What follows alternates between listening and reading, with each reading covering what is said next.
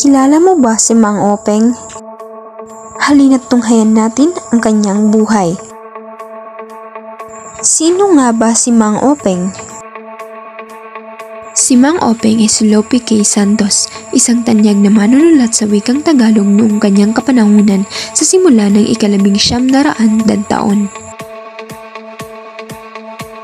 Bukod sa kanyang pagiging manunulat, isa rin siyang abogado, kritiko, lider obrero at itinuturing na ama ng pambansang wika at balarila ng Pilipinas. Si Lope C. Santos o mas kilala bilang Lope K. Santos ay pinanganak sa Pasig, Rizal. Si Lope ay anak ng mag-asawang Victoria Santos at Ladislao Santos na kapwa mga katutubo ng Rizal. Ngunit, mas inibig na gamitin ni Santos ang titik na K bilang kapalit sa C para sa kanyang panggitnang pangalan. Naisagawa niya ito pagkatapos makapag-aral sa Eskwela Normal Superior de Maestros at sa Eskwela de Derecho o Paaralan ng Batas na ngayon ay mas kilala bilang Manila Law College. Si Mang Openg ay naging dalubhasa sa larangan ng dukluhan, isang paligsahan ng mga manunula na maihahambing sa larangan ng balagtasan. Dito nagsimula ang kanyang pagmamahal sa Pilipino nang manalo siya sa dukluhan at naging manunulat hanggang sa maging patnugot ng sulating Tagalog. Noong 1900 taon, nagsimula siyang maglingkod bilang patnugot para sa mga latlahaing nasa wika ng Tagalog, katulad ng Muling Pagsilang at Sampaguita. Magitan ni Manuel L. Quezon, naging punong tagapangasiwa si Santos ng surian ng wikang pambansa. Kabilang sa mga katawagang nagbigay parangal kay Santos ay ang pagiging paham ng wika, ama ng balarilang Pilipino, at haligi ng panitikang Pilipino. Sa bahagi pong ito, sinasabi na naging aktibo rin si Santos sa politika. Naging gobernador siya ng Rizal, unang gobernador ng Nueva Vizcaya at naging senador ang ika-12 distrito.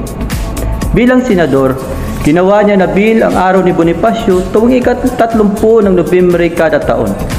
Si Santos ang tunay na may malasakit kay Gat Andres Bonifacio sa pagsulong ng Bonifacio Day. Gumawa siya ng mga labor laws, mga batas, upang mapabuti ang kalagayan ng mga mahihirap na kababayang kamanggagawa. Kasama rin siya ni Isabelo de los Reyes na nagtatag ng Union Obrera Democratica.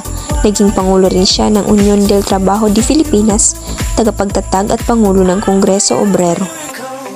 Napangasawa ni Lope K. Santos si Simeona Salazar noong ika-10 ng Pebrero, 1900 at nagkaroon sila ng 5 anak. Nagkaroon siya ng karamdaman sa atay, ngunit hanggang sa ulang sandali ng kanyang buhay ay hinangad niyang maging wikang pambansa ang wikang Tagalog sapagkat hindi pa ito ganap na batas mula noong ika-1935. Alam niyo bang ipinakiusap ni Lope K. Santos sa kanyang asawa na palagyan ng ilaw ang kanyang libingan sapagkat nais niya pa rin makapagsulat? Namatay si Lope K. Santos sa sakit sa atay. At bago siya namatay, sinambit niya ang mga katagang, nararamdaman kong malapit na ang huling oras ko. At ang ikinalulungkot ko ay papanag ako nang hindi ko alam kung ano ang magiging wakas ng wikang Tagalog. Kung ito ang talagang magiging wikang pambansa. Namatay siya noong Mayo 1, 1963. Natupad ang kanyang pangarap na naging wikang pambansa ang wikang Filipino pagkatapos ng kanyang ika-28 taong pagkamatay. Kaya naman sa bisa ng kautosang tagapagpaganap bilang 117 na nilagdaan ni Pangulong Corazon Aquino, nalikha ang linangan ng mga wika sa Pilipinas na sa pumalit sa surian ng mga wika sa Pilipinas. Malulusaw pagkaraan ang linangan ng mga wika sa Pilipinas ng kairalin at patibayin ang saligang batas ng 1987.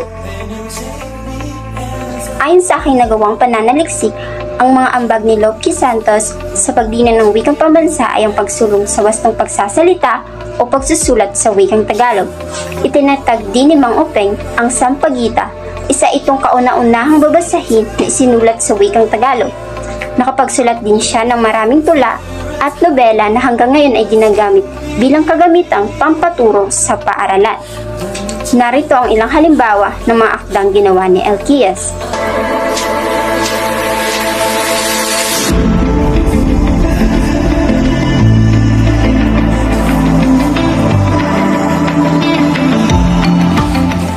At isa sa mga akdang kaniyang naisulat o nagawa ay may malaking ambag sa paglinang ng wikang pambansa. Yun ay ang balarila ng wikang pambansa. Ito ay hinggil sa wastong pagsasalita o pagsulat ng wikang Tagalog. Ito rin ay naging opisyal na batayan na aklat sa pagtuturo ng wikang Filipino. Dahil sa kanyang kahusayan, nabigyan siya ng parangal bilang isang paham o dalubhasa ng wika at nanalo rin siya sa Pilar Philippines Literature. At dahil sa kanyang pinakitang kagalingan, mas lalo niyang napalinang ang wikang pambansa.